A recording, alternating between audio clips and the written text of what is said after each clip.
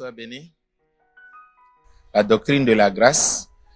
Et nous avons besoin de comprendre comment nous sommes sauvés afin que personne ne nous trompe sur le mécanisme du salut. Parce que vous savez, quand chacun veut échapper à quelque chose, toutes les propositions sont bienvenues. Mais il y a des propositions qui vont t'induire en erreur et à la fin, tu vas voir qu'on t'a tué. On va te dire de venir te cacher dans une maison. Or, c'est là que ceux qui tuent mangent. On va te dire d'aller dans la forêt alors que c'est là-bas que ceux qui tuent se cachent.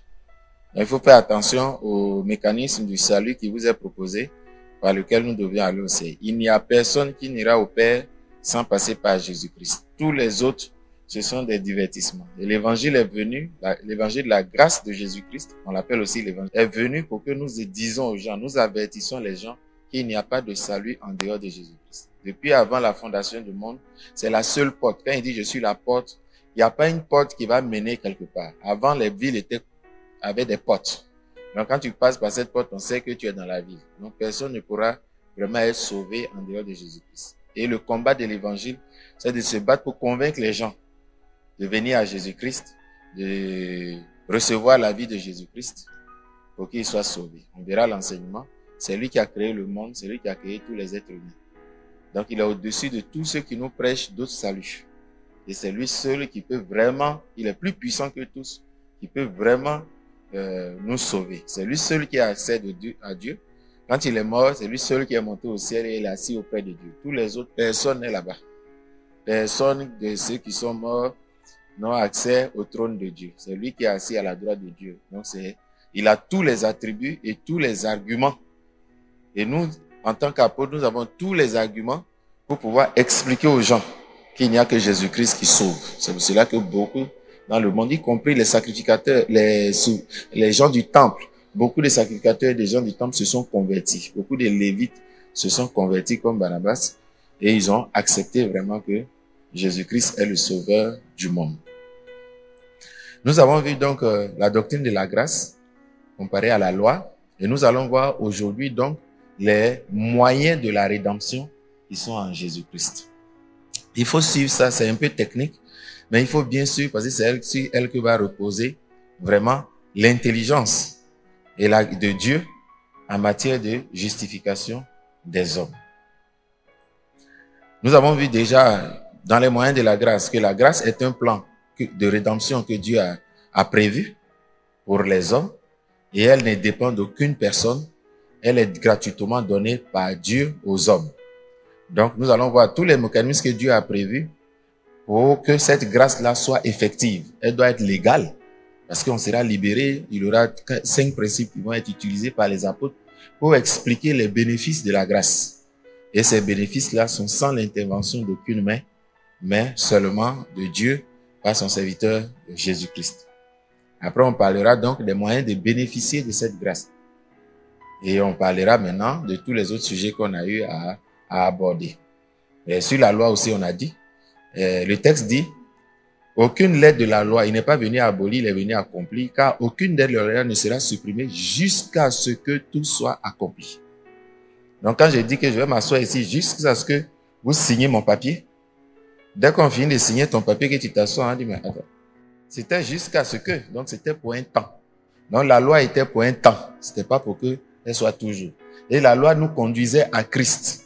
Comme Christ est venu, elle n'a plus lieu. Tu es venu m'amener chez moi à la maison. Je suis arrivé à la maison.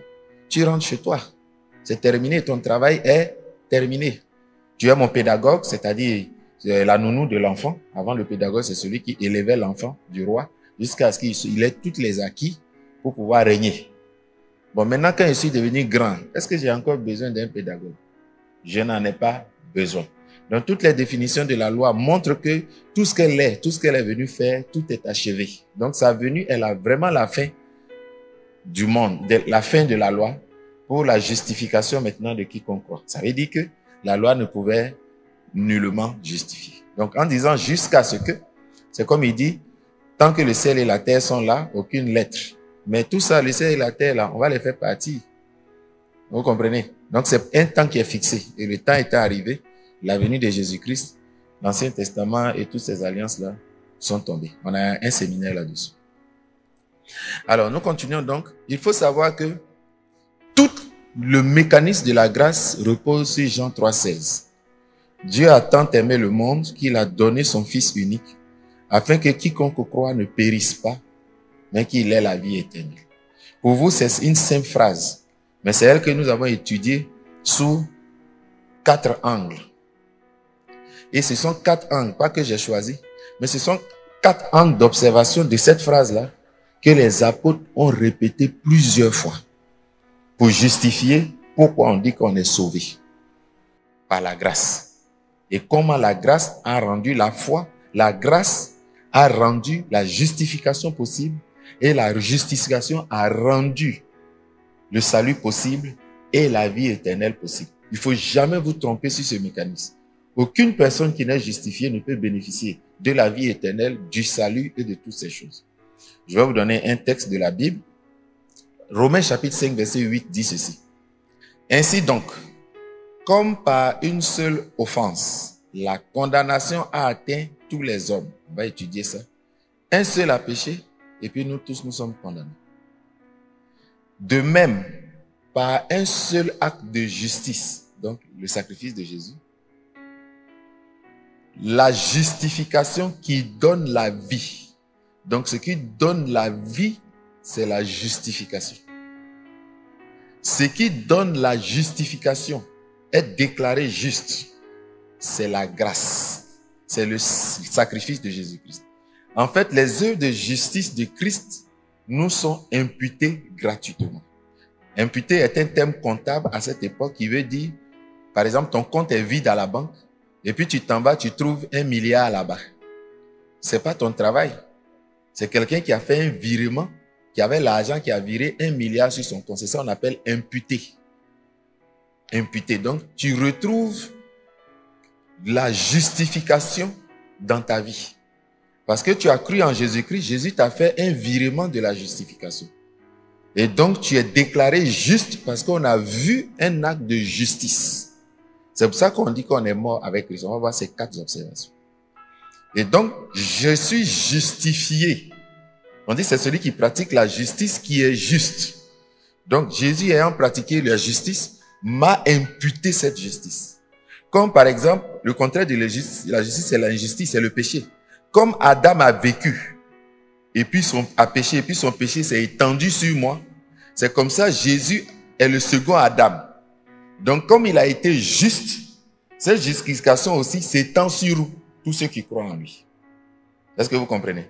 Donc si je crois que à cause du péché d'Adam, nous sommes tous condamnés, nous sommes pécheurs, à cause aussi de la justice de Jésus-Christ, celui qui croit en lui, cette justice lui est imputée. Donc on peut aussi étendre la justice, cette justice-là dans la vie des hommes.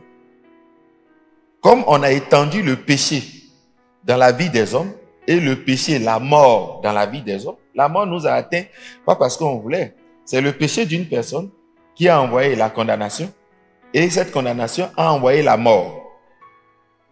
De la même manière, le second Adam, qui est le plan secours de Dieu, c'est en faisant Adam humain, il a prévu un Adam spirituel, le secours humain, pour que le plan continue. Et donc, le second Adam qui est venu a les mêmes lois que le premier Adam. Ce qu'il fait s'impute à tout le monde. Donc, étant un Adam aussi, c'est pour ça qu'il dit, Adam n'est pas comme chacun de nous. Adam, quand il pêche, c'est tout le monde qui pêche. Toi, c'est quand il pêche là, moi, il ne pêche pas à toi. Donc, il avait la responsabilité. Comme on dit, si on gagne Goliath, tout le monde est esclave. Si Goliath gagne, tout le monde devient chef et a un esclave. C'est comme ça, il était le représentant humain. Si son acte qu'il commet est juste, cette justice s'étend sur tous les mondes. Et la justice là, elle donne la vie éternelle. C'est pour ça que la vie éternelle est gratuite. Elle ne dépend de l'œuvre d'aucune personne. Donc cette chose-là, Jésus devait la réussir. C'est pour ça qu'il fallait qu'il soit tenté par le diable. Parce que ça veut dire qu'au jardin d'Éden, si Adam, qui devait être testé comme Abraham a été testé, s'il était testé, qu'il avait réussi, on est au paradis. Mais comme on l'a testé et qu'il a échoué, Dieu devait sceller définitivement, faire un serment, comme il a fait pour Abraham. Il a testé Abraham, Abraham a eu foi. on lui a imputé la justice. Et Dieu a juré sa bénédiction. Donc, c'est comme cela, le second Adam devait être aussi testé. Et quand il a été testé, il a eu toute la confiance de Dieu. Et donc, tout ce qu'il va faire peut se répandre maintenant sur une personne. Donc, il ne faut pas que les gens nous condamnent ou soient étonnés. C'est un principe qui a toujours existé. Pourquoi? Parce qu'il n'est pas un homme comme n'importe qui. Donc, parce que ton papa a bien vécu, Dieu va te sauver. Non, ça n'a rien à voir. Ce sont des gens qui reçoivent, qui sont des médiateurs d'alliance, qui ont des alliances. Quand ils leur apposent, ça s'étend sur tout le monde. Et c'est ce qu'ils ont fait. Donc, vous voyez que la grâce, nous sommes sauvés par la grâce, parce que la grâce a un mécanisme de salut. C'est Jésus-Christ, le second Adam. Et tous ces mécanismes, on va les justifier, parce que ça a existé, mais Jésus est le seul qui l'a accompli parfaitement. Tous les autres étaient provisoires, étaient impurs, n'avaient pas d'échec. L'alliance des sacrificateurs, les sacrificateurs est faible, la loi comportait des défauts, le sang qu'il prenait ne peut pas effacer les péchés, le temple dans lequel il vivait, le lieu saint, c'était une fois par an. Donc, Paul dit, puisque c'était une seule fois par an, on avait accès, c'est la preuve que ce n'était pas encore ouvert. Ça veut dire qu'ils ont une alliance où ils n'ont pas accès à Dieu. C'est ce que ça signifie. Donc, c'est une alliance qui n'a pas accès à Dieu. C'est écrit comme ça, c'est pas moi qui l'ai dit. On dit, le souverain sacrificateur rentrait une fois par an dans le lieu très saint. Le Saint-Esprit voulait montrer par là que l'accès à Dieu n'était pas encore ouvert. Parce qu'on rentrait à tout moment dans le lieu saint, mais on ne rentrait pas à tout moment dans le lieu très saint. Maintenant, nous avons accès à tout moment au lieu très saint. Donc, il confirme à moi que cette alliance ne donnait pas plein accès à Dieu.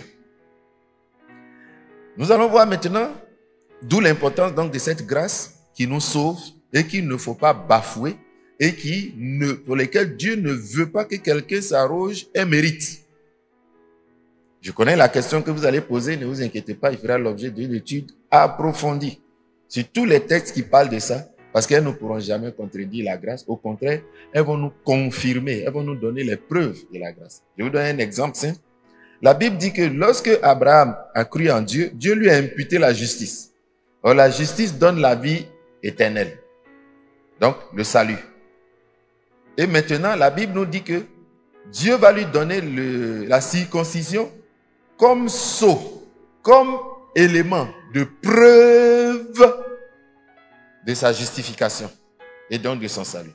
Donc, la circoncision n'avait pas pour objectif de sauver, mais elle venait être un signe qui prouve que Abraham est justifié et donc est sauvé. Donc les œuvres que nous allons faire seront la marque. Il a utilisé l'expression, c'était un sceau qu'il a donné à Abraham pour prouver ce qu'il est juste. D'accord? Mais ce n'est pas ça qui faisait d'Abraham l'homme juste. Donc quand on a fait quelque chose, c'est bon, on scelle ça d'un cachet.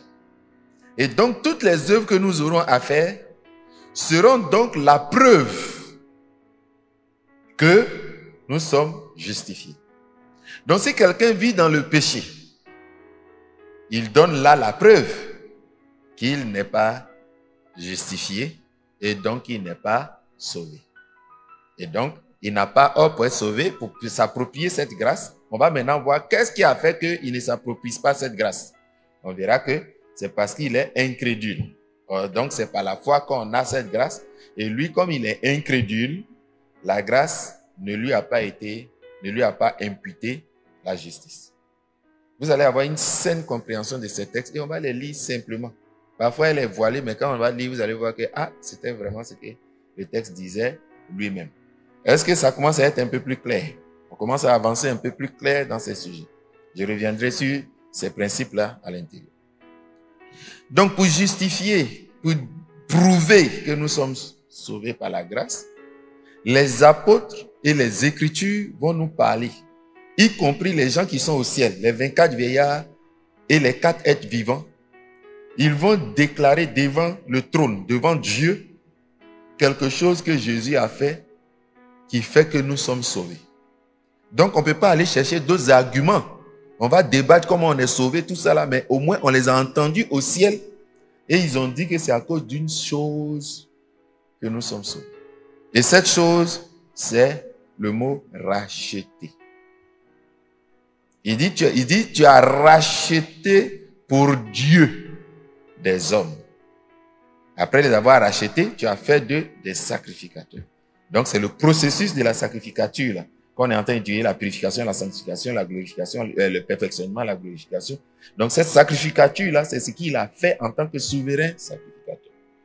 Donc, pour ça, il faut qu'il nous rachète. Rappelez-vous, avant de sanctifier, purifier les Lévites, il fallait les avoir, il fallait les racheter. Donc, Dieu les a rachetés, ils appartenaient désormais à Dieu. Et maintenant, Dieu va faire de ceux-là qui lui appartiennent des sacrificateurs. Donc, c'est la même chose. Il va donc procéder par le rachat. Et quand il va nous racheter, il va faire donc la cérémonie qu'on fait aux Lévites pour pouvoir devenir sacrificateur. D'où les deux choses. Tu as racheté pour Dieu des hommes et tu as fait d'eux des sacrificateurs. Est-ce que c'est un peu plus clair? On va lire encore d'autres textes qui nous le disent. Il dit, vous avez été rachetés pour justifier notre salut. Les apôtres disent, vous avez été rachetés. On lit 1 Corinthiens 6, verset 20. Car vous avez été rachetés à un grand prix. Glorifiez Dieu donc dans votre corps. Donc il ne faut pas humilier Dieu. Après notre rachat, on doit l'honorer en obéissant à sa parole. Donc c'est ce qu'ils nous disent. On a l'impression que le rachat est une finalité en soi. En fait, c'est le plan de rédemption qui nous donne accès au rachat. Le sacrifice de Jésus, là, ça va accomplir 4 grandes choses qu'on appelle le plan de rédemption. Avant que la foi nous donne accès donc à ça. C'est quand on fait ces 4 choses que maintenant, tu peux être justifié. La justification est disponible. Et quand tu as la justification, naturellement, tu es sauvé, tu as la vie éternelle, on te fait sacrificateur pour Dieu et tu régneras avec Christ pour toujours. Je vais vous donner un schéma clair sur tout ça, afin que chaque chose soit à sa place. C'est pour ça qu'il faut qu'on étudie et puis ça sera le résumé. Nous continuons. Galates 3, verset 13. Christ nous a rachetés de la malédiction de la loi. Quand on va voir le rachat, après on verra de quoi on nous rachète, qu'est-ce qui se passe, ainsi de suite. Pour le moment, il faut comprendre le principe. 1 Pierre 1, le verset 18. Sachant que ce n'est pas par des choses périssables, que par de l'argent ou de l'or, que vous avez été rachetés de la vaine manière de vivre. Donc notre vaine manière de vivre, nous en avons été rachetés. Tout ça, on va expliquer. Apocalypse 5, 9, dont je vous parlais. Et il chante un cantique nouveau disant, tu es digne de prendre le livre et d'en ouvrir les sceaux. Car, donc s'il n'avait pas fait ce qui va venir là, il n'est pas capable de prendre les sceaux. Pour pouvoir prendre les livres scellés et les faire, il faut être qualifié. Et ce qui a qualifié Christ d'enlever ces malédictions sur notre vie, il a racheté toutes ces malédictions sur notre vie. C'est pour ça qu'on ne vivra pas les 7, les 7 trompettes, les 7 coupes de la colère, Dieu, ainsi de suite, parce que ça ne nous concerne plus. Il a racheté. Car tu as été immolé. Donc tu es digne parce que tu as été immolé. Et, donc en t'immolant, et tu as racheté pour Dieu par ton sang des hommes de toute tribu, donc pas d'Israël seulement, de toute tribu, de toute langue et de tout peuple et de toute nation. Donc c'est ça qu'ils évoquent au ciel là-bas. C'est ça qu'eux ils prennent pour justifier que moi, je suis sauvé. D'accord? Donc c'est important que nous étudions ce rachat-là, en quoi ça a consisté. Pourquoi tout le monde loue mon rachat? Vous allez parler après des trucs, des liens des ancêtres et tout ça. La croix là, elle règle ce problème. Et je vais vous le prouver au travers des Écritures. Maintenant, dans Apocalypse 14, verset 4, il est dit, verset 3 à 4, il est dit, et il chante un cantique nouveau devant le trône et devant les 4 êtres vivants et les anciens. Et nul ne pouvait, donc ce sont les 144 maintenant, nul ne pouvait apprendre le cantique en dehors des 144 000 qui ont été rachetés de la terre. Donc, les nations sont rachetées, les 144 sont rachetés. Personne ne peut passer chez Dieu sans ce rachat. Or, ce rachat, personne ne peut le faire. Personne n'est pu pour aller se sacrifier. Or, c'est ça qui rend juste. Donc, c'est une œuvre qui n'est pas accessible à l'homme. Ce qu'on s'est compromis, on est tombé dans la mer, on se noie, personne ne peut nous sauver. Et le verset 4 de Apocalypse 14, ce sont ceux qui se sont point souillés avec des femmes, car ils sont vierges. Ce sont ceux qui suivent l'agneau où qu'il aille. Ceux-là ont été rachetés d'entre les hommes, comme les prémices à Dieu et à l'agneau. Donc, eux aussi, ils ont été rachetés. C'est ce qu'ils expliquent à Jean. C'est pour ça que c'est important qu'on sache, le rachat là, c'est quoi? C'est ce rachat là qui nous sauve, c'est quoi? Cette mort de Jésus-Christ là est donc un rachat. C'est pas un monsieur qu'on a tué à la croix et puis c'est fini. C'est qu'on était en train de faire. C'est comme tu prends ta maison, tu prends tes affaires, tu sors et puis quelqu'un d'autre rentre dans ta maison. Si on demande, mais ça là, c'est quoi ça? On dit non, c'est une vente. J'ai vendu la maison dont le monsieur est entre dedans. Donc, cette mort de Jésus-Christ à la croix, il faut savoir que c'est une transaction qui a eu lieu. Et cette transaction, c'est un rachat de notre personne qui a eu lieu. Et cette loi du rachat s'impose à toute l'humanité, y compris au diable, aux démons, aux fétiches, à tous les esprits dans l'univers. Ça leur est imposable. Donc, quand ils me voient, il y a des choses qu'ils ne peuvent plus faire avec moi. Parce que j'ai été racheté. Voilà ce qu'on dit dans le ciel. Voilà ce que disent les apôtres. Voilà ce que le chrétien doit dire pour avoir l'assurance de son salut, de la vie éternelle. On va donc comprendre qu'est-ce que le rachat. Je pose la question, donc qu'est-ce que le rachat et que dit la loi du rachat? Qu'est-ce que le rachat et que dit la loi du rachat? Ce qu'ils expliquent en haut là, ça dit quoi? Au paradis là-bas, on parle de nous, on dit ils ont été rachetés. Donc, ils vont régner avec l'agneau au siècle des siècles. Ah! Donc, expliquez-moi. On dit non, je suis l'enfant du président. Comment je suis l'enfant du président? On dit non, pourquoi tu dis ça? On dit, mais voilà mon papa qui m'a accouché. Voilà, il a fait test d'ADN. On dit non. Il y a un autre principe. On appelle ça l'adoption. Une fois que tu acceptes cette adoption, lui, il est ton père dans la chair, c'est fini. Le nouveau devient ton père. Et donc, tu as accès à tout le palais présidentiel. Et donc, c'est la foi dans ça, là, ce papier-là. On sait que c'est lui-là qui t'a accouché. Hein, mais c'est dans la foi dans ce papier-là qui fait que tout le monde te donne l'héritage de la présidence. Mais si tu dis au notaire que moi je ne crois pas ça, on ne te donnera rien. Parce qu'il faut signer. Donc, un héritage, on peut l'accepter et le refuser. Si tu vas là-bas, parce qu'on accepte les dettes et puis les biens de la personne. Donc, si tu acceptes le testament, tu acceptes la succession, tu acceptes les deux, tu signes que tu es d'accord, et puis maintenant, tu as accès à ces choses-là. Mais si tu refuses, tu es libre de refuser un héritage. D'accord? En droit, on est libre de refuser un héritage. Donc, en refusant Christ, en refusant le sacrifice de Jésus-Christ, en refusant d'accepter ce que Christ a fait, on refuse donc la vie éternelle, on refuse la terre, on refuse les cieux, on refuse tout l'héritage qui est là-dedans. Et donc, on doit libérer les lieux. Et comme il n'y a pas une place où on va te mettre qui n'appartient à Dieu, on va te détruire. Est-ce que c'est plus simple? C'est pas plus simple, plus clair, cette simplicité de Christ. C'est de ça que les gens parlent dans la Bible. Et vous devez être confiant. Quand vous voyez un sorcier, vous n'avez pas peur. Parce que vous savez que même dans le monde des esprits, là, chez les sorciers, là, il y a des lois. On ne fait pas n'importe quoi là-bas. Ils respectent les lois de l'univers. Si un sorcier doit sortir de son corps, il y a un principe pour sortir. S'il doit s'envoler, il y a un principe pour s'envoler. Il ne fabrique pas d'autres manières de faire. Et l'esprit avec lequel il s'envole, ce n'est pas lui qui a créé ça.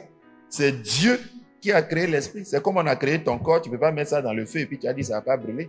C'est Dieu qui a créé et ton corps est soumis à ce que Dieu a dit. Donc vous savez que la loi de Dieu s'impose à eux, comme elle s'est imposée à Nebuchadnezzar et tous les païens de ce monde qui ont voulu faire ce qu'ils veulent.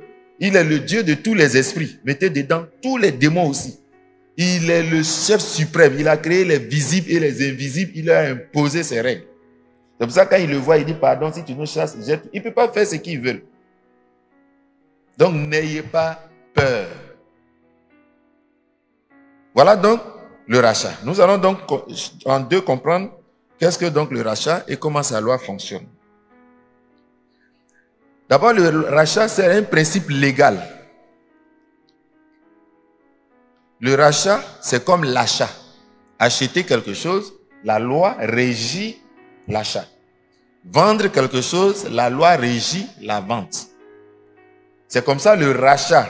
C'est acheter ce qui a été vendu. La loi aussi de Dieu régit ce principe-là. Et donc c'est un principe légal. Dans l'univers, les esprits connaissent ça. Quand tu veux aller te libérer de quelque chose, tu envoies un poulet. On prend le sang, on va appeler ça la rançon de ta délivrance. Ça permet à l'esprit de ne plus te faire du mal. Mais comme il y en a beaucoup, tu n'auras pas fini de faire ça que tu seras en enfer. Donc ils utilisent toutes ces lois-là, mais nous on n'utilise pas comme ils utilisent. Et ils utilisent ça pour d'autres choses. Nous on utilise ça pour la vie éternelle. C'est un principe légal donc par lequel on récupérait en pleine propriété. Ça veut dire que quand tu as acheté quelque chose, c'est pour toi. Donc quand tu rachètes quelque chose qui a été vendu, ça devient ta propriété. Pourvu que donc tu en payes un prix. Ça devient ta propriété. Voilà comment tu appartiens à Christ. Donc si tu as acheté une voiture, quelqu'un a mis l'argent, il a fabriqué la voiture. Toi tu as acheté la voiture. Comment tu peux dire que n'importe qui peut venir rouler la voiture comme il veut? Est-ce que ça c'est possible? Est-ce que n'importe qui peut rentrer d'abord dans ta voiture? Alors comment tu peux dire qu'un chrétien peut être possédé? Et comment tu peux dire que tout le monde peut utiliser le croyant comme on veut? Vous allez voir quand on va voir la loi du rachat. Dès que tu ne respectes pas les avantages du rachat, on te condamne. Tu n'es plus seul à combattre. Si quelqu'un rentre dans ta voiture alors que tu n'as pas autorisé, tu vas à la police. C'est la force publique qui va l'arrêter.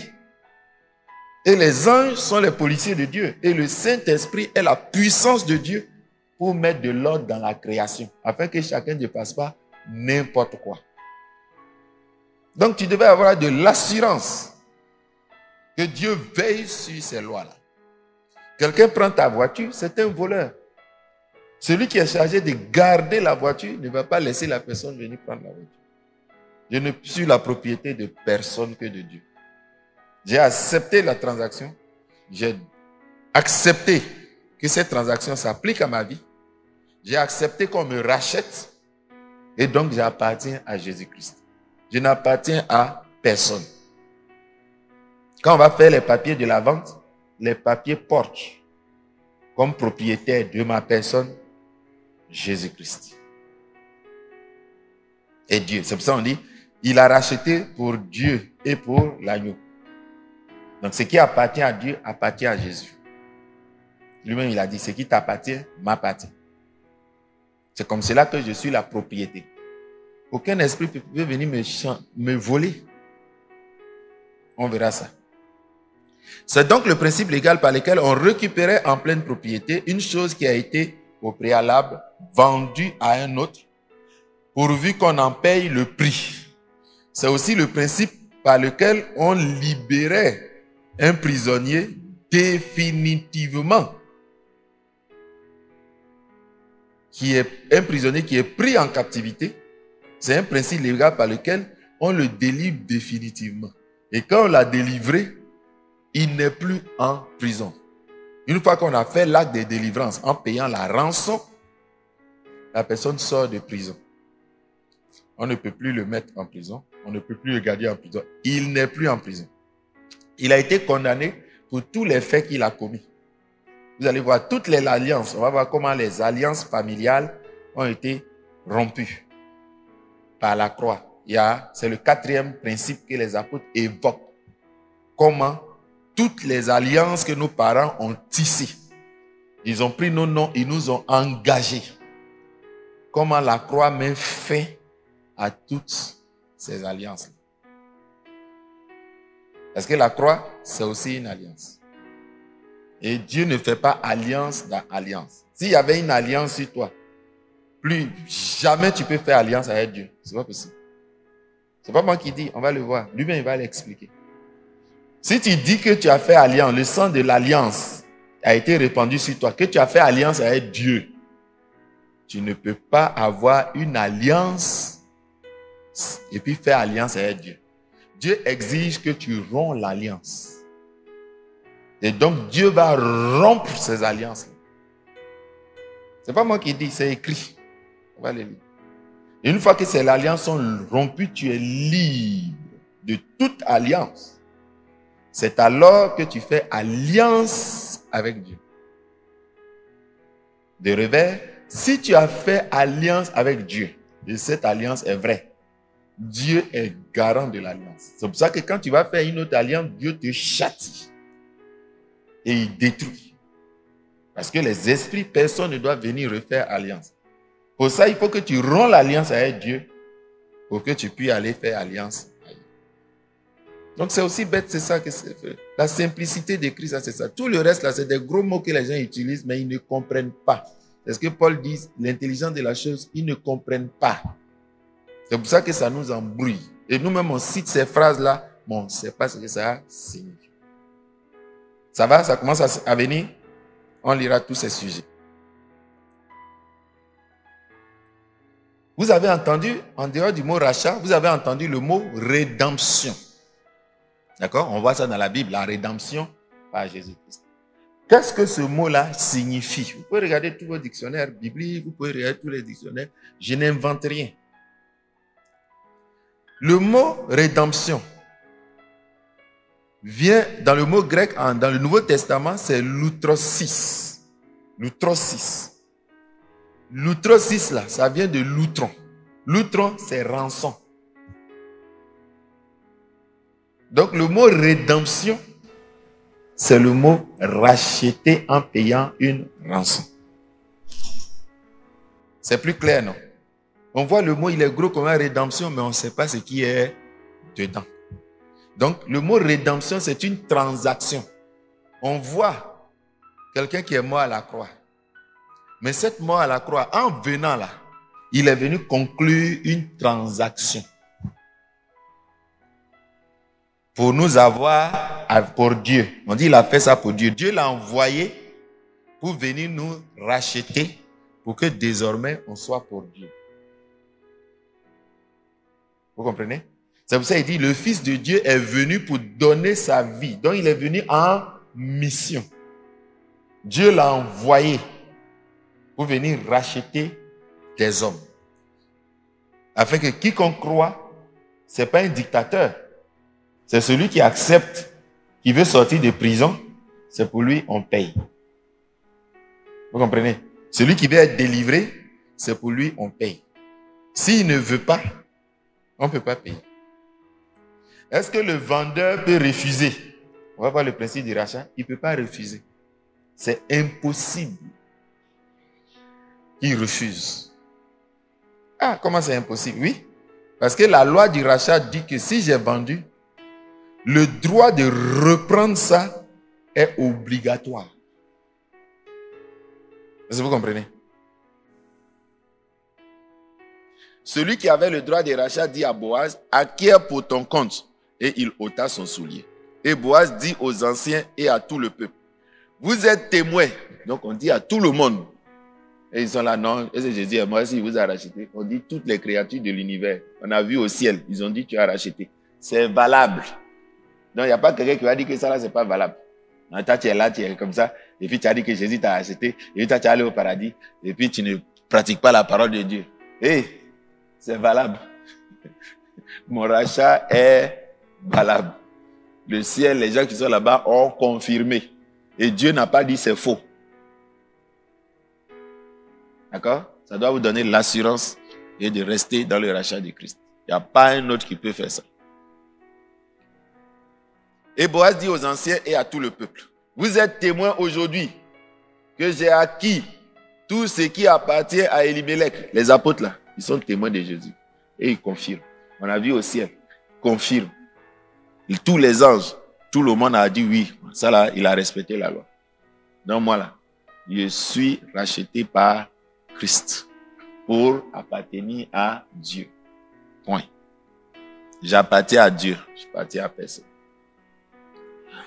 Vous êtes témoins d'aujourd'hui que j'ai acquis tout ce qui appartient à Elimelech et tout ce qui était à Kilon, à Maclon, de la main de Naomi, et que je me suis acquis en même temps pour femme Ruth, la Moabite, femme de Maclon, pour faire revivre le nom du défunt dans son héritage, afin que le nom du défunt ne soit pas retranché d'entre les frères et de la porte de son lieu. Vous êtes témoins.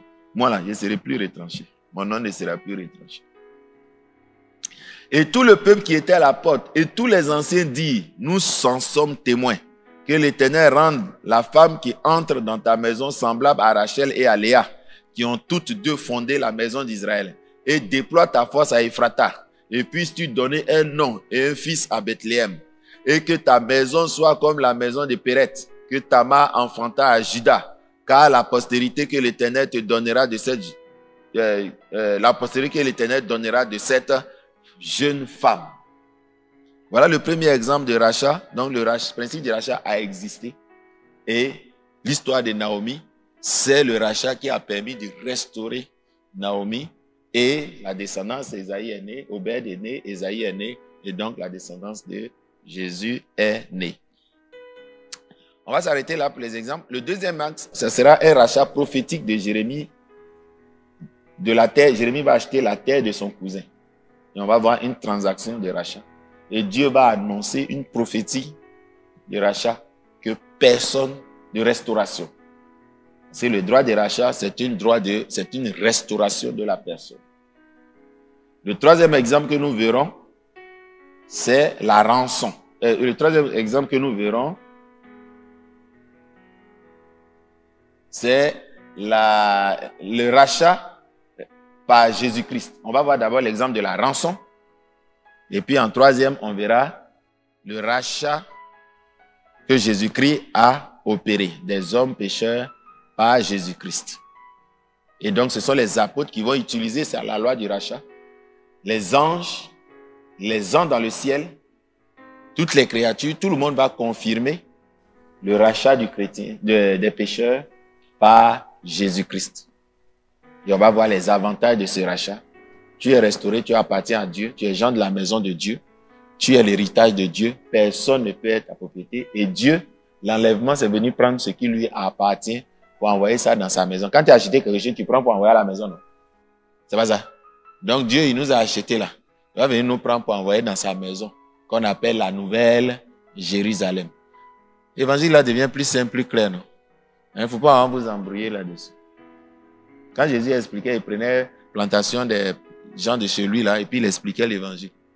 Quand on a compris ça, on sait le rendre simplement. Et les apôtres, après avoir fait plusieurs villes, traduisaient simplement le sens de l'évangile. Tout le reste là, c'est des complications. Ils n'ont pas compris. Ça va?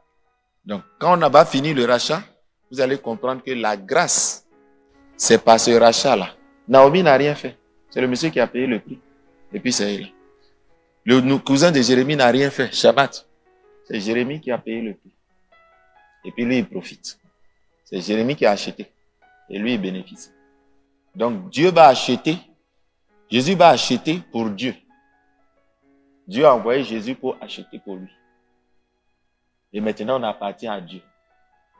Et maintenant, on va profiter de cette vie et de ce rachat-là Naomi va retrouver sa plantation, elle pourra faire ce qu'elle avait, ses plantations, et elle va retrouver une descendance qui lui appartient et qui restaure le nom de la descendance de son mari. Et on verra les avantages donc de ce rachat.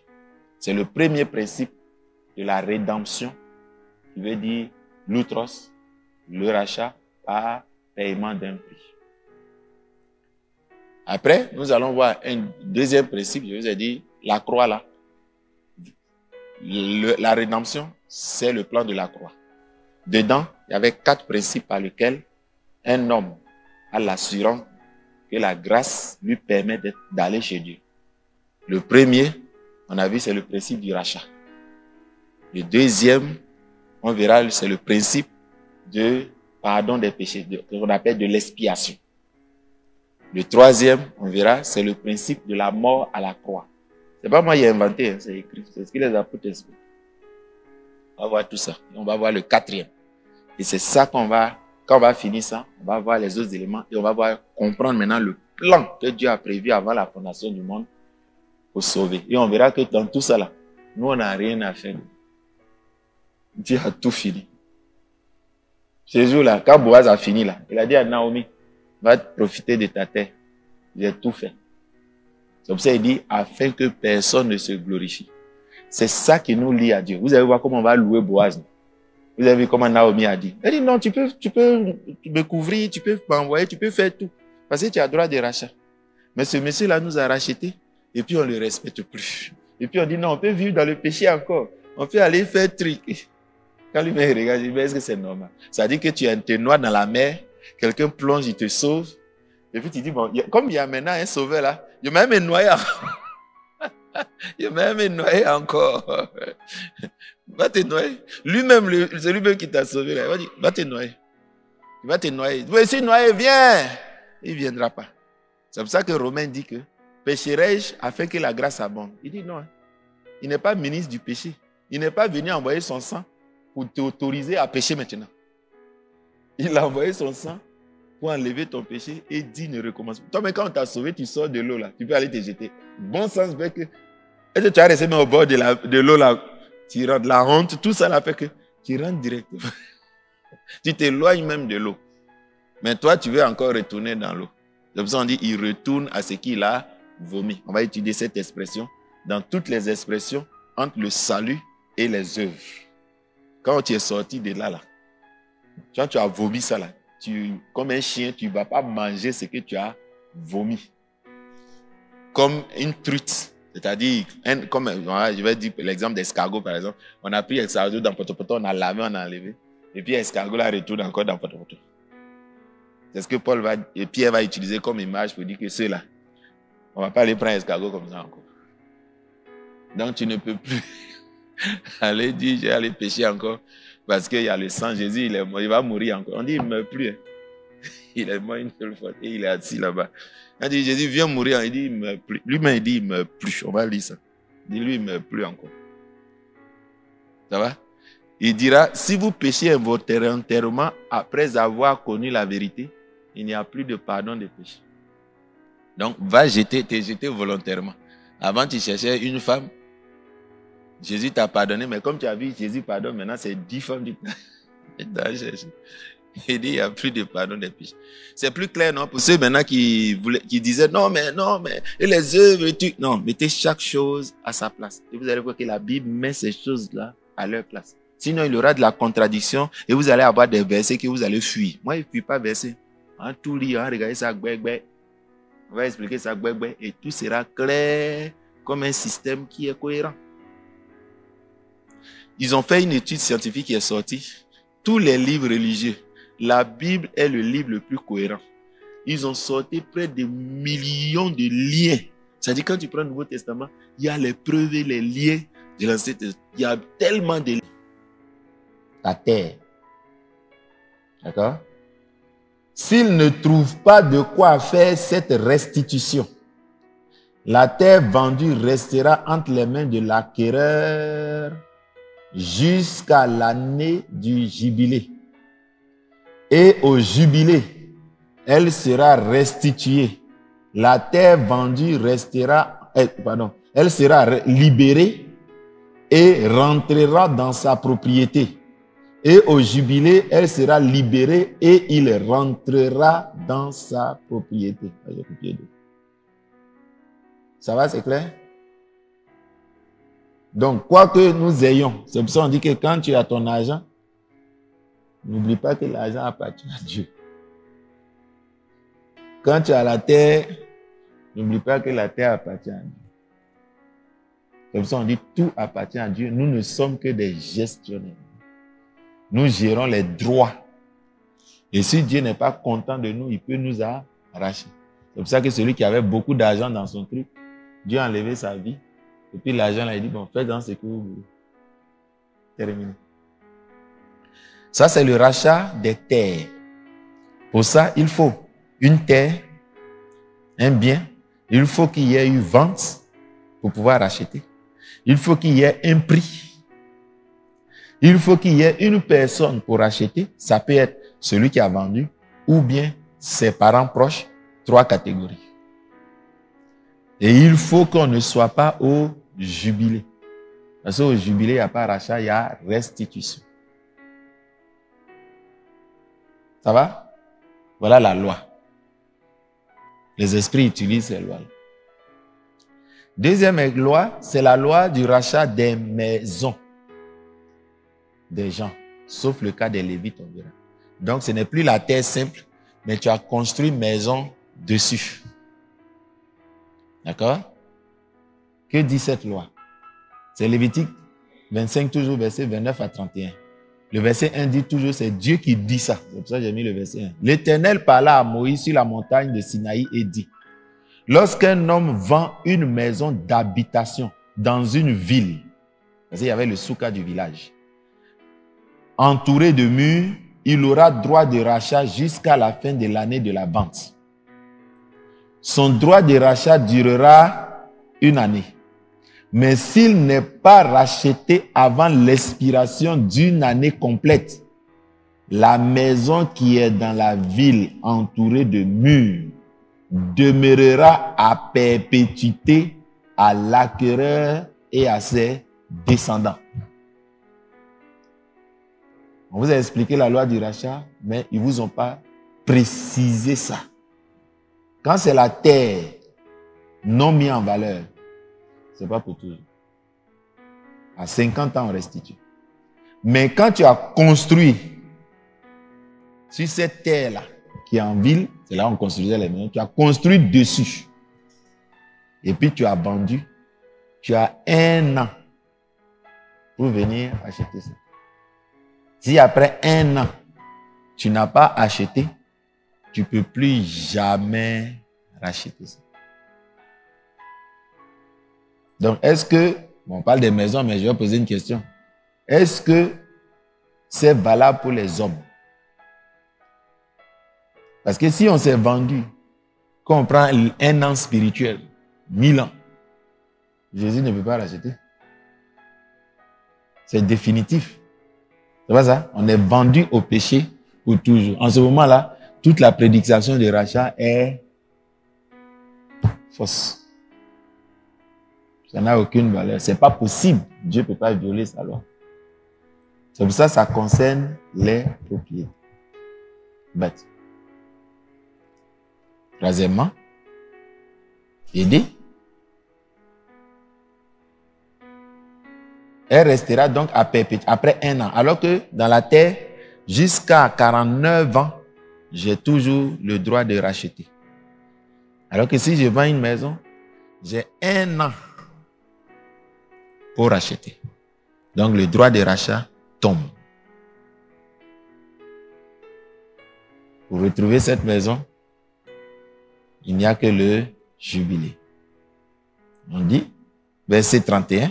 Verset 30. Mais si elle n'est pas rachetée dans l'expiration d'1 année complète, la maison est dans la ville, entourée de murs, demeurera à perpétuité à l'acquéreur et à ses descendants. Elle ne sera pas libérée au jubilé. Mais les maisons des villages qui ne sont pas entourées de murs seront considérés comme allant avec le fond de terre. C'est ce qu'on appelle l'immeuble par destination. Les gens qui vont aller à l'école comprennent. On pourra les racheter et au jubilé, elles seront libérées. Vous voyez la différence? Tu as une maison au village, tu n'as pas encouru de clôture, à tout moment, tu peux racheter jusqu'à 49 ans. 50e année, ça te revient cadeau. Tu as une maison en ville. Tu as vendu ta maison clôturée. Tu as 1 an pour racheter. Si tu n'as pas pu racheter, jubilé ne te sauvera pas. Ça va, c'est clair? C'est bien ce qu'on a lu, c'est clair? Verset 31. Mais les maisons des villages qui ne sont pas entourées de murs seront considérées comme allant avec le fond de terre. On pourra les racheter au jubilé. Elles seront libérées. Voilà donc la loi du rachat sur l'immeuble. C'est notre loi, on doit maîtriser ça. Ne racontez pas comme ce que les gens racontent, ils ne comprennent pas ce que c'est.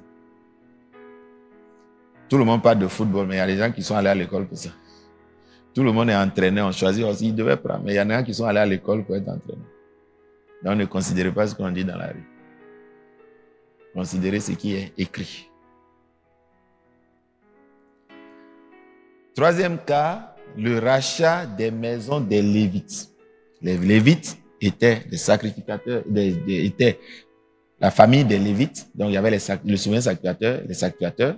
Les sacrificateurs viennent de Aaron. Aaron était souverain sacrificateur et il y avait des descendants d'Aaron qui devenaient souverains sacrificateurs chacun à son tour. C'est-à-dire quand un meurt. Ensuite, dans la famille des Lévites, vous avez les Lévites eux-mêmes qui n'étaient pas sacrificateurs et qui aidaient les sacrificateurs. Il y a une famille et puis il y a le clan. Pour racheter leur maison, voilà la loi du rachat pour leur cas. L'Éternel parla à Moïse toujours et dit, c'est toujours lui qui parle, verset 32. Et pour les villes des Lévites, ce n'est pas village, hein? D'accord? Pour les villes des Lévites, pour les maisons qui leur appartiennent dans ces villes, il y aura droit de rachat perpétuel pour les Lévites. Vous comprenez la différence? Si ce n'était pas un Lévite, la maison est en ville et il a construit en ville. S'il n'était pas Lévite, il avait 1 an. Comme il est Lévite, il est avantagé. Il a droit de rachat perpétuel. Vous voyez la différence? Ça va? Si quelqu'un d'entre les Lévites a fait le rachat, cette vente perdra son effet au jubilé. Donc, je suis Lévite, je viens acheter la maison d'un Lévite. Au jubilé, je restitue. Cette phrase-là, il y a beaucoup de débats sur son interprétation, mais la plupart des gens disent que voilà comment c'est traduit. Sinon, ils disent que non, si quelqu'un achète le Lévite au jubilé, le Lévite reçoit. Il y en a qui disent non, c'est le Lévite qui achète la terre d'un Lévite, il le restitue au jubilé. De toute façon, la loi est claire. Au jubilé, que ce soit un étranger ou un Lévite, au jubilé, c'est restitué. Que ce soit un Lévite ou un étranger, le rachat est à perpétuité. Il n'y a pas 1 an comme les autres. Ça va? Vous avez vu la différence de cette loi? La particularité du rachat pour les Lévites. Nous continuons. Nous allons maintenant voir, en dehors des biens, nous avons le rachat des personnes. Le rachat des personnes. Il y avait 2 cas et on va voir les exemples. Lorsqu'un étranger, donc ici, la vente va concerner faire être esclave. Quand tu te vends, tu deviens esclave d'une personne. Lorsqu'un étranger habitant chez toi se sera enrichi, donc un étranger est enrichi, il devient riche, et que ton frère, donc juif, ton frère sera devenu pauvre près de lui et se vendra à l'étranger, domicilié chez toi ou à un rejeton d'une famille étrangère. Après qu'il se sera vendu, il y aura pour lui droit de rachat. Un de ses frères pourra le racheter. Son oncle ou le fils de son oncle pourra le racheter. ou quelqu'un de ses parents du même sang pourra le racheter. Ou s'il en a les moyens, il se rachètera lui-même. Donc c'est un droit. Donc si on vend quelqu'un comme esclave, la personne s'est vendue parce qu'il n'a plus rien, il se vend pour pouvoir vivre, il devient esclave. Donc ses parents proches, les trois qu'on a cités, sont cités en principe, et puis il y a le parent de sang. Ils ont droit de racheter la personne de l'esclavage, et la personne n'est plus esclave. La personne est libre. Je vous rappelle que le droit de rachat, c'est l'obligation de revendre à celui qui a vendu. Normalement, tu es libre de ne pas vendre. Tu as acheté, tu n'es pas obligé de vendre. Le droit de rachat, c'est le droit de venir reprendre ce que tu as vendu parce que la personne ne peut pas dire non. Ça va, c'est clair? Donc, on peut revenir à notre situation première. Verset 50. Comment on fait le rachat? Il comptera avec son acquéreur depuis l'année où il s'est vendu à lui jusqu'à l'année du jubilé, comme ce qu'on avait au premier. Et le prix de vente se comptera d'après le nombre des années. Il sera chez lui sur le pied des journées d'un mercenaire. Il y a encore beaucoup d'années. Il paiera son rachat à raison de ces années et à proportion du prix pour lequel il avait été acquis. Et s'il reste peu d'années jusqu'à celle du jubilé, il comptera avec lui. Il rendra pour le prix de son achat à proportion du nombre des années. Il sera chez lui sur le pied des journées d'un mercenaire à l'année. Celui-ci ne le traitera pas avec rigueur sous ses yeux. S'il n'est racheté de l'une de ces manières, il sortira l'année du jubilé, lui et ses fils avec lui. Car c'est de moi que les fils d'Israël sont serviteurs. Ils sont mes serviteurs que j'ai fait sortir du pays d'Égypte. Je suis l'Éternel, votre Dieu. C'est clair? Ça va? Voilà donc les lois du rachat. À cette loi des rachats des personnes, il y a un cas particulier, comme on a vu les autres cas particuliers. Le cas particulier du rachat des premiers-nés des hommes et des animaux. C'est-à-dire en Israël, quand tu as fait ton premier enfant là, il ne t'appartient pas, il appartient à Dieu. Quand ton mouton a fait premier bas, il n'appartient pas au mouton ni à toi, il appartient à Dieu. D'accord? Et tous les Ivoiriens, si on a ça, tous les premiers-nés de tous les moutons, tous les bœufs, tous les animaux, ça appartient à Dieu. Et il va expliquer pourquoi. Et il va expliquer comment on les rachète. Il y a eu deux moyens de rachat. Le prix pouvait être de l'argent, mais le prix pouvait être un être. Si tu veux racheter le premier-né de ton mouton, tu peux venir donner un agneau pour racheter le prix de ton mouton. Ton mouton, le premier-né de ton mouton, en ce moment, il devient ta propriété. D'accord? Ce n'était pas l'argent seulement. Comme ça, vous allez voir pour les chrétiens, c'est une personne que Dieu a donnée pour nous récupérer nous tous. Et comment une seule personne peut récupérer tout le monde? C'est ce qu'on a dit, c'est un second Adam. Un acte qui pose rachat. Et celle qui va nous concerner, c'est pas les personnes seulement, c'est nos biens et nos personnes. Vous allez voir que le rachat de Christ, c'est le rachat de nos biens et de nos personnes. La terre a été donnée à l'homme. L'homme a perdu la domination sur la terre. Il va restaurer ça. Dieu nous a donné des bénédictions. Comme on a péché, ce sont les malédictions qui sont tombées sur nous. En nous rachetant de toutes ces malédictions, il nous restaure et toutes sortes de bénédictions. Maintenant, nous avons accès.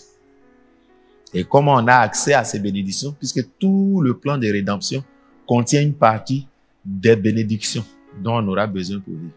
Il contient les bonnes œuvres qu'on doit pratiquer. Il contient, donc c'est tout ce cadeau-là, dans un seul paquet, ça vient avec. Vous comprenez?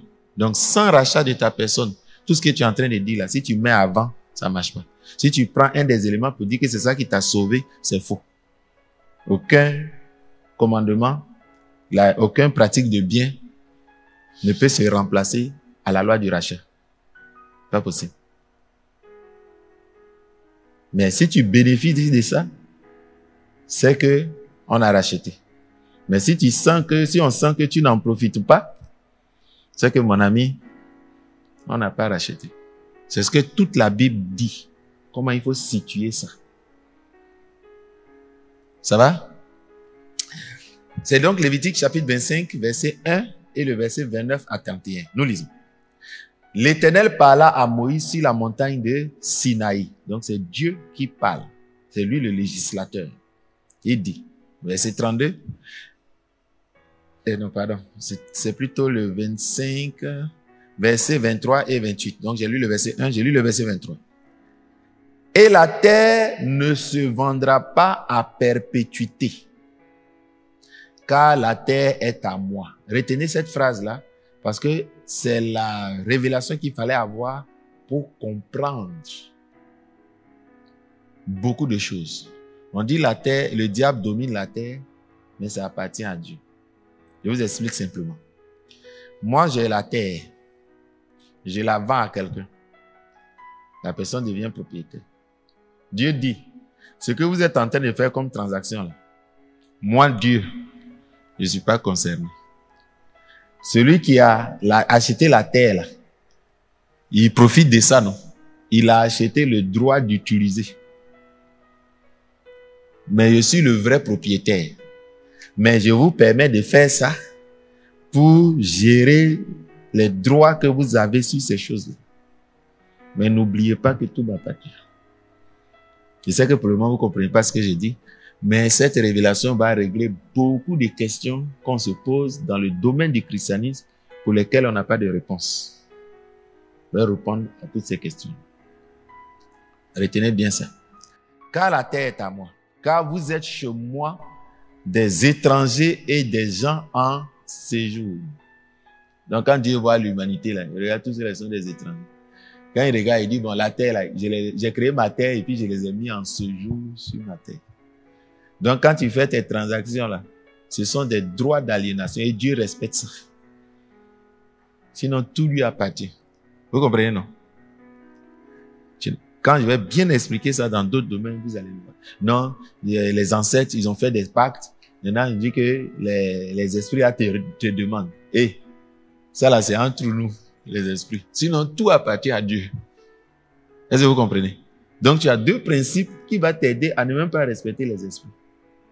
À croire en ton rachat.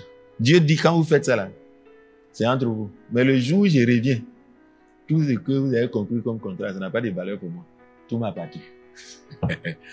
Donc, en d'autres termes, je donne une autre loi, c'est de la sous-location ou du sous-achat.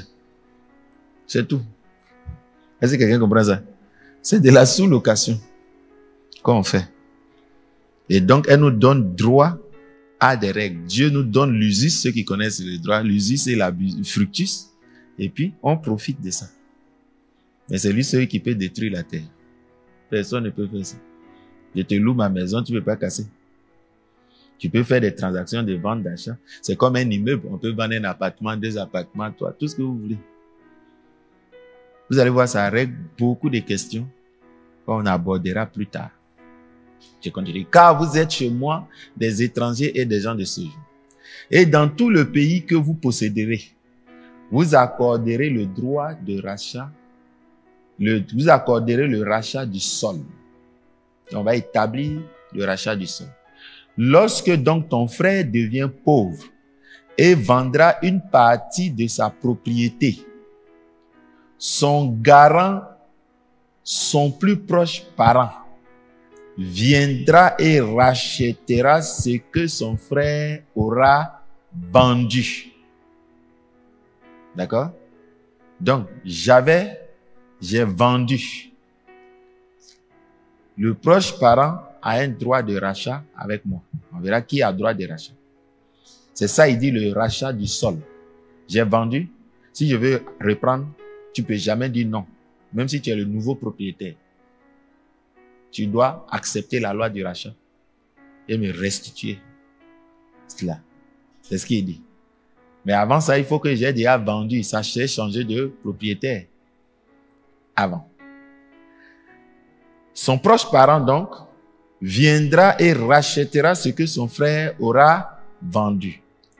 Et s'il ne se trouve pas de garant pour cet homme, et qu'il se procure lui-même la somme nécessaire pour le rachat, il comptera les années écoulées depuis la vente et restituera l'excédent à l'acquéreur et rentrera dans sa propriété.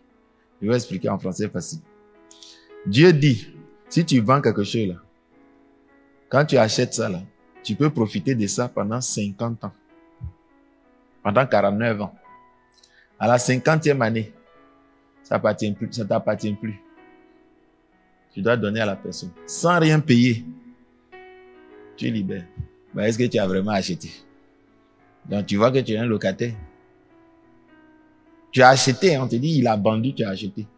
Mais malgré que tu as acheté là, tu ne peux profiter de lui que pendant 50 ans. Du sol que pendant 49 ans. À la 50e année, on parle du jubilé, tu libères. C'est pour ça que Dieu, après des années, on verra ce qu'on appelle le jubilé, on peut libérer tout le monde.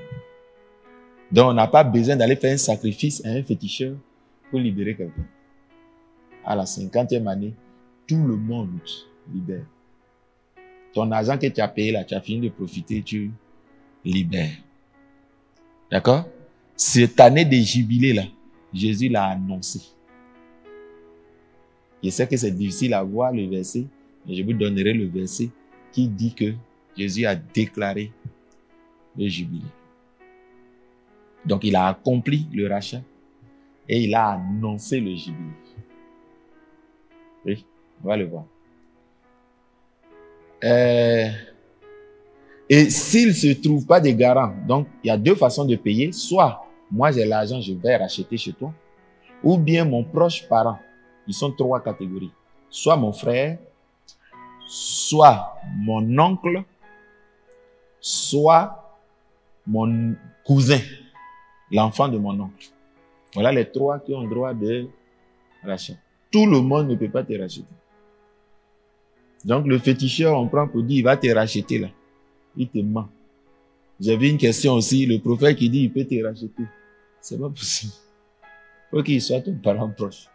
C'est pour ça que les délivrances ne finissent jamais. Les délivrances basées sur le principe du rachat. Et c'est eux qui fixent le prix. 300 000, 400 000. Est-ce que c'est le prix d'une délivrance? Si tu n'as pas payé le vrai prix, le gars, il t'a arnaqué. Tu vas voir que l'esprit continue de se manifester dans ta vie. C'est ce qui, si quelqu'un t'a fait une fausse vente, elle peut être annulée. Elle n'est pas valable devant l'État. Il faut faire une vraie transaction. On lit?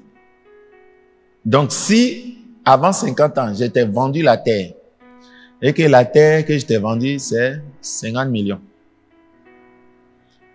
et que tu as utilisé ça pendant 30 ans, si je vais acheter ça là, normalement, la terre prend de la valeur. Tu dois me payer au moins, je dois te repayer 50 millions. C'est ça. Je dois te payer 50 millions. Mais la loi du rachat dit, tu comptes combien d'années il reste pour le jubilé. Donc, 30 ans. C'est ça on appelle, pour ceux qui sont allés loin à l'école et les juristes, c'est un bail amphithéotique. Bail amphithéotique, quand tu as payé là, et puis tu as construit dessus là. Si c'est que l'argent que tu as mis dedans, tu as profité jusqu'à un peu, c'est fini là. Ce n'est plus pour toi. Au port là, tu construis une usine, tu payes un bail. On dit 50 ans. Quand les 50 ans arrivent, ça revient à l'État. Si tu as fait 20 ans, les 30 ans qui restent, on appelle ça céder son droit au bail. Quelqu'un d'autre vient prendre pour continuer les 30 ans. Donc, c'est une loi que tous les gens connaissent, c'est naturel. Donc, on te dit, toi, tu as acheté quelque chose et puis on te dit, si tu as acheté ça, tu comptes, est-ce que tu as fait 50 ans de propriété? Si tu as fait 50 ans de propriété, tu retournes à la personne, il te paye rien. C'est pour ça qu'on dit au début, rien n'est vendu définitivement. C'est provisoire. Celui qu'on tient, c'est provisoire. Parce que pour te jeter en enfer, il faut que Dieu te prenne. Mais si c'est pas pour lui, comment il va te prendre? Si tu veux brûler tes papiers, ce sont tes papiers. Tu veux pas aller brûler ma chaise pour dire que non, j'ai envie de tout brûler, donc je brûle la chaise de quelqu'un. C'est en vertu de quelque chose. Donc, si tu veux racheter, tu vas compter le nombre d'années qui restent et tu vas compter le type de bien, le nombre d'années et tu vas payer la différence. Et en ce moment-là, la personne te redonne ton bien. Si je n'ai pas l'argent pour reprendre ça, alors ça reste chez toi pour toujours. Mais si j'ai l'argent, je dis je veux racheter. Tu dis mais j'achète. Quelqu'un vend sa chaise et puis tu achètes. 10 ans après, il dit bon, revends-moi ma chaise. Tu peux refuser. C'est pas ça? Mais tu n'es pas obligé, c'est devenu ta propriété. S'il va à la police ou à la justice pour dire non, c'était ma chaise, il lui a vendu. Il dit mais tu as vendu? Est-ce que tu étais obligé de vendre? Non. Il a payé. Toi-même, tu as acheté ça quelque part. Et celui qui t'a vendu, s'il faisait comme ça allait marcher. D'accord? C'est pour ça que ce n'est pas l'achat. C'est le rachat. Nous sommes dans le principe du rachat. Donc, obligatoirement, j'ai le droit de reprendre la chose. Et personne dans l'univers ne peut refuser. Les fétiches, les démons, personne. En voyant la croix de Christ, c'est terminé. Il doit libérer tout le monde. Tous ceux qui croient en Jésus doivent être libérés. C'est plus clair maintenant? C'est plus simple maintenant. Il y a un deuxième mot. Donc le mot loutrosis, rédemption, veut dire rédemption, veut dire qui vient de rançon. C'est la délivrance et le rachat en payant le prix. C'est ce que Hébreux 9, 12 dit. Christ a obtenu la rédemption éternelle. C'est pour toujours. C'est un rachat. On ne peut plus jamais vendre encore. Parce que la rédemption, elle pouvait être partielle. Je peux encore revendre et puis on rachète. Je peux encore revendre et puis on rachète. Mais celui qui a acheté, c'est lui qui peut vendre. Mais donc celui qui a acheté, il dit il ne vend plus jamais. C'est plus clair? C'est une rédemption éternelle. Vous voyez que vous avez besoin de comprendre tout ça avant d'aller étudier la loi du salut. Parce que quand elle vous dit le salut, vous ne saurez pas ce que c'est. Parce qu'on dit le mot, mais franc, là, ça veut dire quoi? On dit tu es sauvé, on dit tu seras sauvé. Bon, on n'a qu'à nous situer. Tu es sauvé et donc il n'y a plus tu seras. Vous comprenez? Bon, le salut, c'est quoi? Le sozo, là, ça veut dire quoi? On va expliquer. Ça va, c'est clair? Ça commence à venir? On y va. Il y a un deuxième mot qui est toujours dérivé du lutrosis. C'est apolutrosis. C'est lui qu'on utilise dans Romains 3, 24. Apolutrosis, ce sont des grands mots pour vous dire que je suis allé chercher le mot. Qui veut dire, qui contient aussi le mot lutros, qui veut aussi dire rançon. Donc, dans tous les cas, c'est deux mots qui sont les plus utilisés dans la Bible, qui sont traduits par rédemption, parlent de rachat. Pas de reprendre, renouveler, restaurer. Si tu as vendu quelque chose, si je rachète, je remets ça dans ta maison, j'ai restauré. Ce qui n'était plus dans ta maison. Je l'ai remis à la place. Restaurer, c'est remettre en place. Ça va? C'est ce qui est dit dans Romains 3, 24, dans 1 Corinthiens 1, 10. C'est lui qui est utilisé dans Éphésiens 1, 7 et dans Colossiens 1, 14. Donc, c'est ce mot-là qui parle de la rédemption du croyant qui était esclave du péché. Ça va? Allons donc maintenant comprendre, on a vu la définition, on a vu les mots qui parlent de ça, on a mieux compris ces mots-là. On sait que désormais, quand on parle de rédemption, on sait que c'est une transaction que Jésus-Christ est venu faire. Et donc, si on m'a acheté, je n'appartiens plus à quelqu'un. Vous allez voir que je n'appartiens plus au péché. Donc, le péché ne peut plus m'obliger. Donc, quand tu pêches là, c'est parce que tu veux. C'est pour ça Hébreu va dire, si nous péchons volontairement, il n'y a plus de sacrifice pour le péché. D'accord? Le péché ne peut plus nous obliger. Alors qu'avant, il pouvait nous obliger parce qu'on était esclaves, on était sa propriété.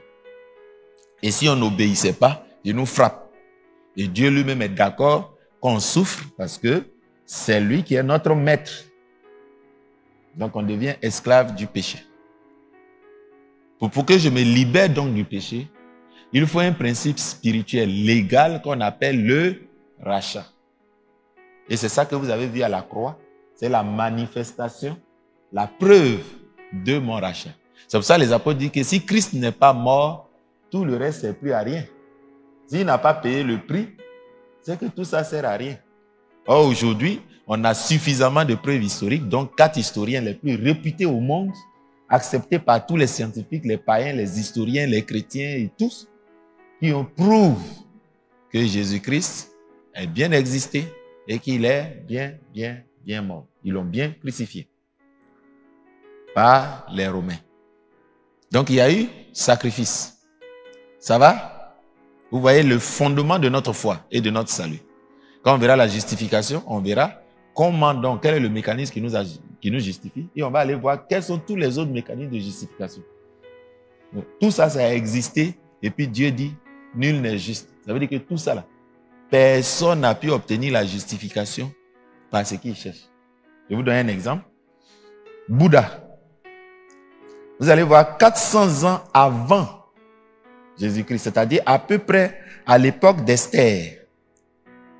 C'est là qu'on situe l'existence du bouddhisme. Mais si Jésus dit personne n'est juste, c'est que tout ce qu'ils disent là, tous ceux qui se sont réincarnés jusqu'à et puis sont devenus Bouddha, ils vont vivre éternellement là. C'est pas vrai. Et je pense ça souvent pour expliquer. Déjà, si ta religion est antérieure à Jésus-Christ, tu es perdu. Après, il dit, tous ceux qui sont venus après là, lui là, après lui là, il n'y a plus personne qui peut venir. Dieu n'envoie personne pour venir racheter quelqu'un pour aller au paradis. C'est ça, il dit, nul ne peut venir au Père que par moi. Et on voit dans l'Apocalypse, tous ceux qui ont été sauvés sur la terre, on dit c'est par le sang de Jésus-Christ. On n'a pas dit par une autre religion. D'accord? Il n'y a pas d'autre moyen. Toutes ces religions parlent de Jésus, mais Jésus ne parle pas d'eux. Vous comprenez? Que ce soit dans la rose, on parle de la pierre philosophale, on dit Jésus est une pierre philosophale.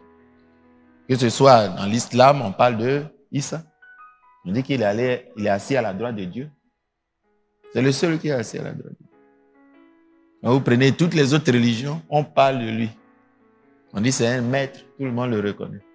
Mais lui, il parle de personne. Ça va, c'est clair? Commençons donc par comprendre donc le principe du rachat. C'est ce qu'on va voir doucement aujourd'hui. C'est important pour ne pas que vous pensez que votre salut est dans le vide et vous allez douter et vous allez tomber par de faux raisonnements.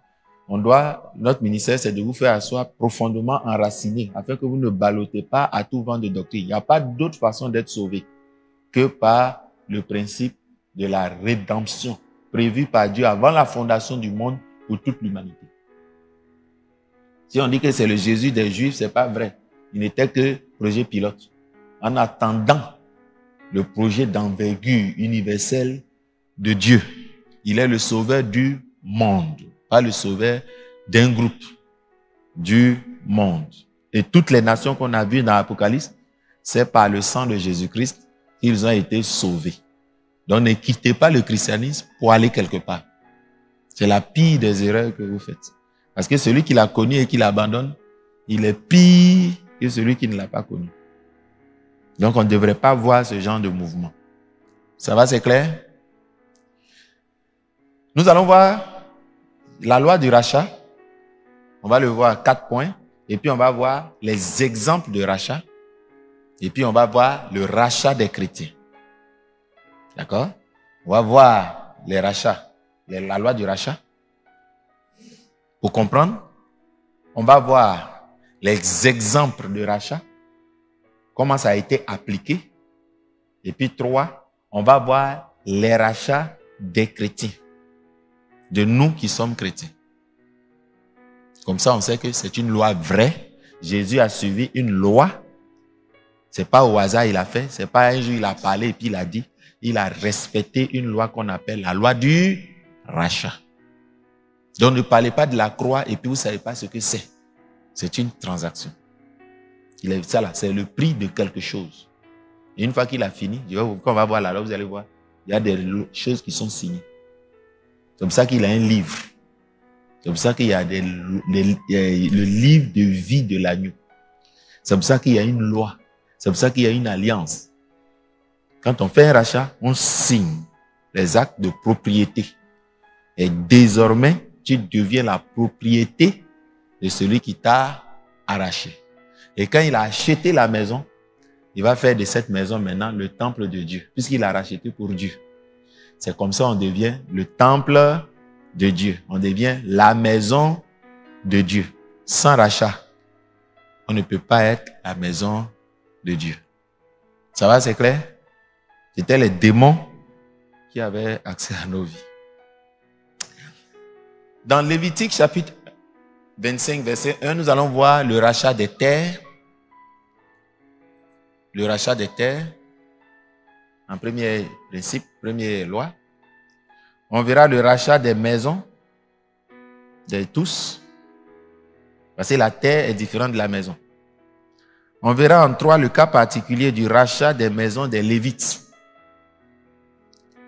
Et on verra en 4 le rachat des personnes.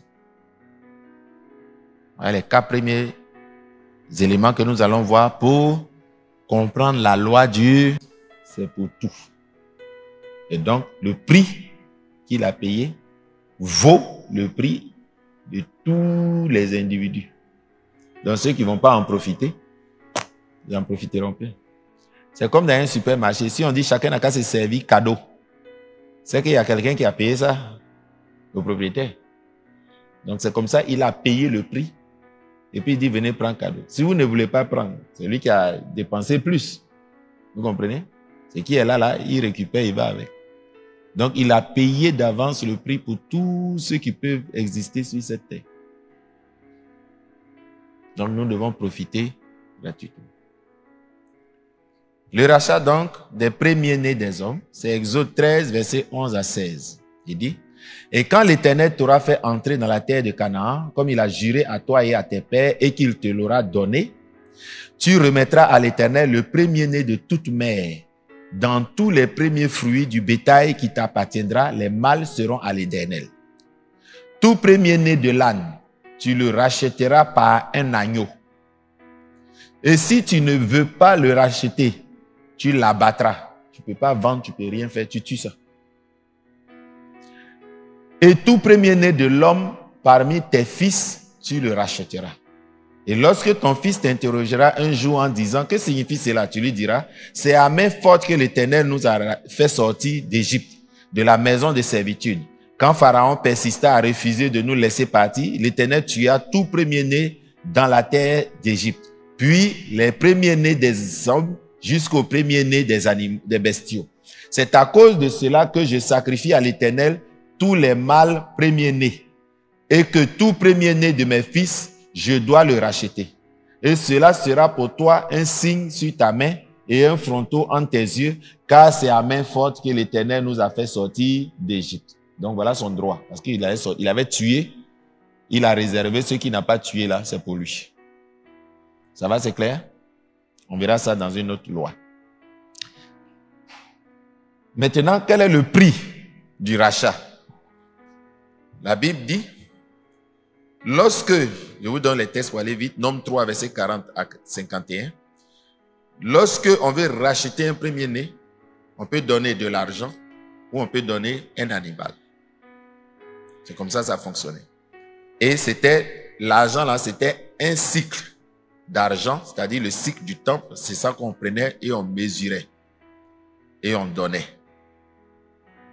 Maintenant, un jour, Dieu va dire, deuxième cas, les premiers-nés qui m'appartiennent là, on ne va plus jamais les racheter. On va les acheter une fois pour toutes. Et comment il va faire? Cette fois-ci, ce n'est plus de l'argent, on va prendre chaque jour qu'un enfant vient, un mâle vient en premier-né dans une famille, on achète. Mais il va prendre des hommes pour racheter des hommes. Cette loi-là existait également. C'est ce que nous lisons dans Nombre 3, versets 40 à 41. Le rachat de tous les premiers-nés d'Israël par les Lévites. Nous lisons. Et l'Éternel dit à Moïse, fais le recensement de tous les premiers-nés mâles parmi les fils d'Israël depuis l'âge d'1 mois et au-dessus. Et relève le nombre de leurs noms. Et tu prendras les Lévites pour moi.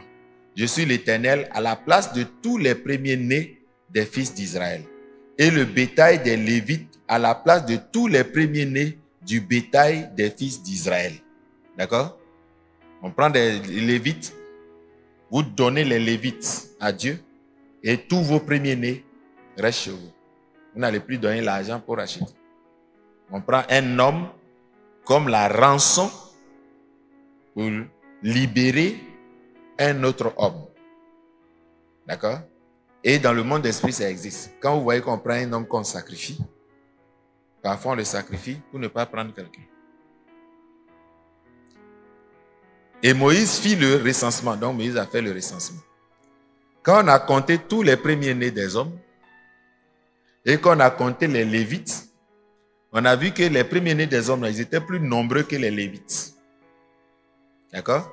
Et la différence entre les deux groupes, les premiers-nés étaient supérieurs de 273. Il y avait 273 de plus. Mais les Lévites là, ça manque. Donc on va prendre les gens, les Lévites, on va racheter. Donc ils vont donner les Lévites à Dieu, ils seront au temple. Et puis on libère tous ces premiers-nés.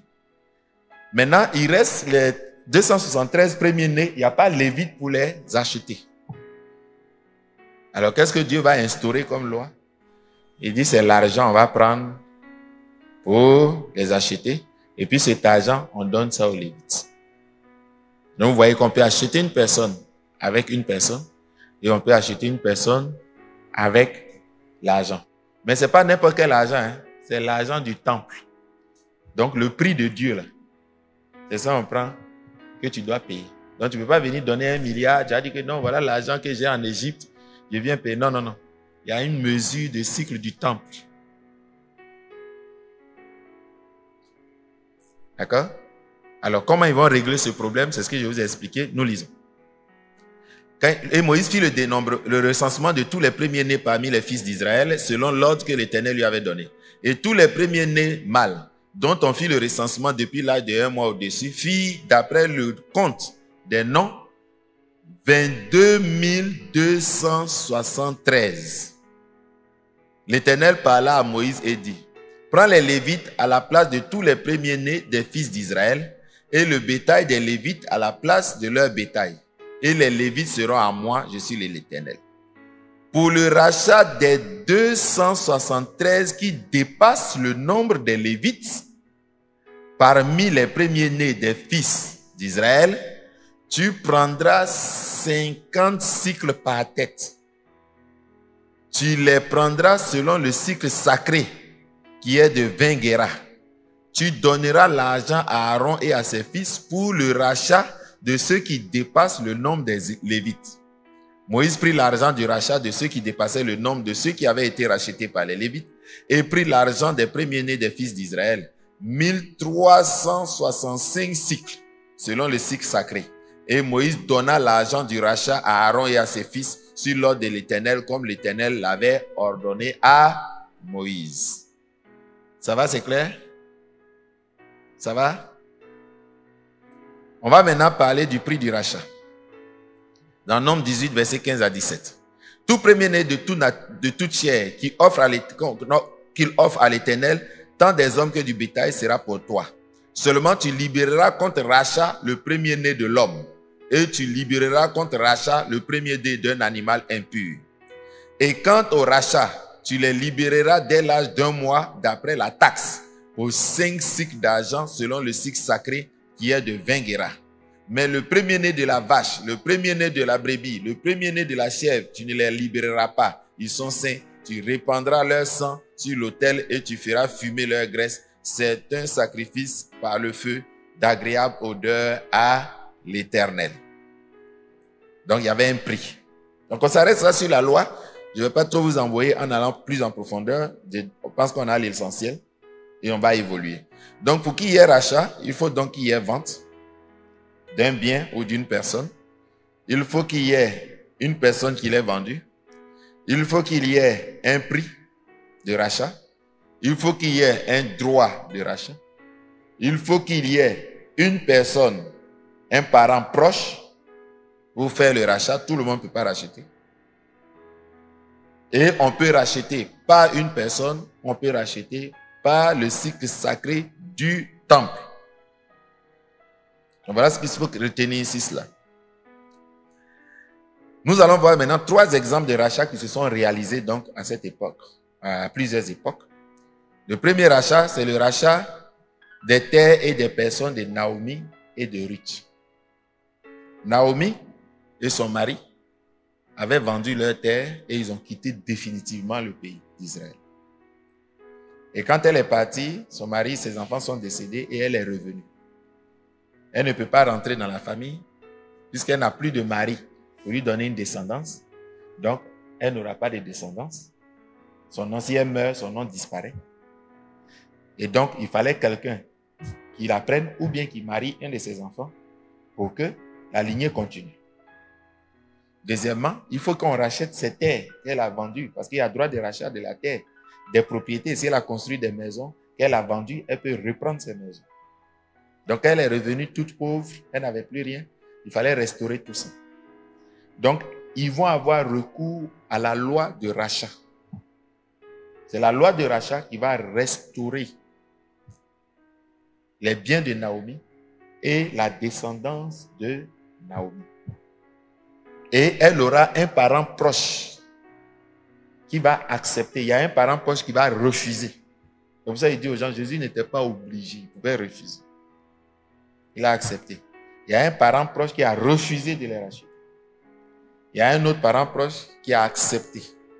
Et le premier parent proche qui a refusé, il ne voulait pas que les biens et puis la descendance de son frère là, rentrent dans lui, son héritage. C'est pour ça que quand Jésus nous rachète, tout ce qui lui appartient, il appartient à Dieu, on a accès. Donc, le cas de Naomi, c'était le cas du rachat pour sa restauration. Et c'est ce que nous lisons. Je ne vais pas tout lire, donc je vais lire les textes qui concernent. Puisqu'on est en enseignement, il faut tout prouver. Dans Ruth chapitre 2, verset 20, il est dit, « Et Naomi dit à sa belle-mère, qu'il soit béni de l'Éternel, celui qui ne cesse d'être miséricordieux envers les vivants et envers les morts. » Et Naomi lui dit, « Cet homme est notre parent proche, notre proche parent, l'un de ceux qui ont sur nous droit de rachat. » C'est pour ça que les femmes ont fêté. Je dis vraiment, tu es béni. Celui qui est racheté, il a beaucoup d'avantages. On verra les avantages du rachat. De la grâce, donc on va voir tout le mécanisme. Ruth 3, 9. Et il dit, qui es-tu?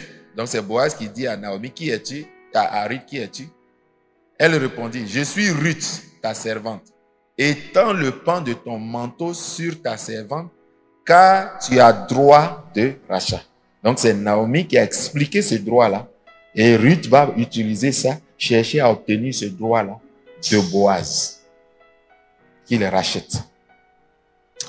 Ruth 3, versets 12 à 13. Et maintenant, Boaz va parler pour dire, ok, tu as raison, mais dans le droit de rachat, là, il y a un rang prioritaire.